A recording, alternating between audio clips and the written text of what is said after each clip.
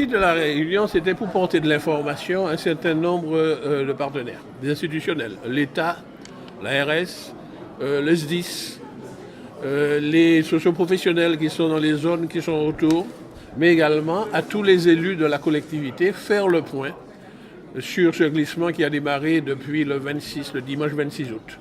Faire le point de nos investigations et esquisser un peu les solutions que nous envisageons. Voilà le but est donc une réunion d'information.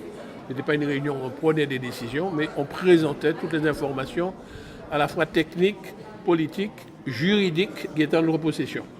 Et nous avons apprécié que nous avions invité les deux maires des communes concernées, celui du Lamentin et celui du Fort-de-France.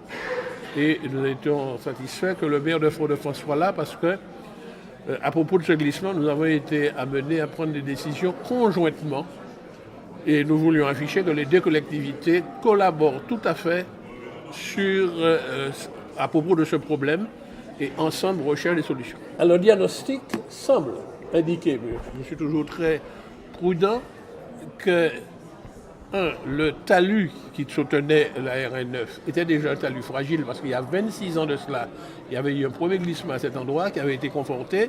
À l'époque, le diagnostic n'avait pas indiqué la présence d'eau souterraine, tandis que là, nous avons vu une quantité abondante d'eau souterraine et ce serait l'eau qui aurait mis en route le glissement. Et cette eau n'était pas encore tarie, le glissement continue à glisser. Alors nous avons mis toute une série de drains pour vider les poches d'eau, mais il en reste encore, d'autant plus que la poche est alimentée par des fuites des canalisations. La première fuite qui a été trouvée, je ne sais pas si c'est la seule, semble provenir d'un branchement privé après compteur. Donc nous avons alerté le propriétaire de ce branchement qui fait à son tour des investigations parce que apparemment on n'a pas encore trouvé, mais son compteur débite abondamment alors que tous les bureaux sont fermés parce qu'ils ont fait un test, tout bureau fermé, l'eau débite. Donc il faut trouver et il semblerait donc que la fuite soit souterraine et qui alimente des poches d'eau qui ont déclenché la mise en route du glissement. Alors la voie de provision a commencé. J'espère qu'à la fin de la semaine prochaine, je pourrai l'ouvrir à la circulation. Mais en même temps, nous avons passé commande d'un dispositif, des portiques, pour limiter la dimension des véhicules qui pourront y accéder. Donc strictement interdit aux poids lourds. Aidez-nous à faire bien comprendre à tous les chauffeurs de poids lourds que la déviation que nous mettons sur la RN9 ne leur est pas destinée, mais destinée aux véhicules légers et aux véhicules de secours et d'urgence. Donc nous pensons qu'il reste encore à peu près une semaine et demie de travail. Alors pour les immeubles qui sont au pied du talus, nos techniciens nous indiquent que les fondations n'ont pas bougé jusqu'à présent.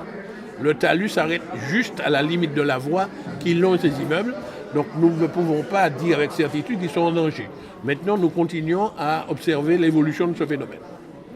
Globalement, à la date d'aujourd'hui, 500 000 € en chiffre arrondi engagés, pas encore payés, mais engagés, puisque nous avons 4 entreprises qui interviennent pour notre compte, à la fois un bureau d'études pour nous aider à trouver les causes du glissement, et 3 entreprises qui interviennent, l'une pour faire les drains et 2 autres pour nous aider à mettre en place la déviation.